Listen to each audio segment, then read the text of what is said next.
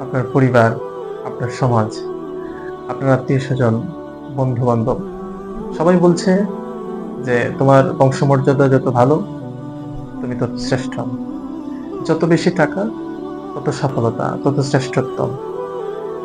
তোমার পদমর্যাদা যত ভালো, যত বড়, তোমার সফলতা তত বেশি, তুমি তত শ্রেষ্ঠ।" কিন্তু নবী সাল্লাল্লাহু আলাইহি ওয়াসাল্লাম আমাদেরকে বলছেন, "আলা ইন্না আক্রামাকুম ইনদাল্লাহি আতকাকুম।" যে দেখো, আল্লাহর কাছে সম্পদ, পদমর্যাদা, বংশ এগুলো কোনো কিছুই বিবেচ্য হয় না, গ্রহণযোগ্য হয় না। আল্লাহর কাছে গ্রহণযোগ্য শুধুমাত্র তাকওয়া। আল্লাহর কাছে মানুষের সম্মান এবং মর্যাদা তাকওয়ার ভিত্তিতে হয়। যে যত বড় মুত্তাকি, যে যত বড় পরহেজগার, সে আল্লাহর কাছে তত বেশি সম্মানিত।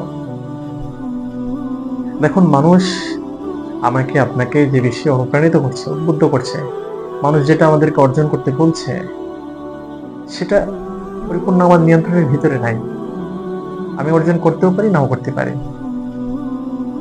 আ যিনি ব্যবসা করছেন, তিনি ভাবছেন যে একসময় ব্যবসা করে অনেক বড় কোটিপতি হয়ে যাবেন।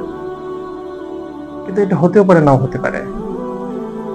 যিনি চাকরি করছেন, তিনি ভাবছেন একসময় চাকরি করতে, করতে প্রমোশন হবে, অনেক বড় পদমর্যাদার অধিকারী হব। এটা হতেও পারে, নাও হতে পারে, অনিশ্চিত।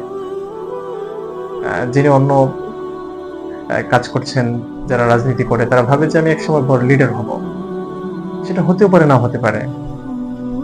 যদি কখনো হয়েও যায়, সেটা অস্থায়ী। সেটা শুধু মৃত্যুর আগ পর্যন্ত কার্যকর।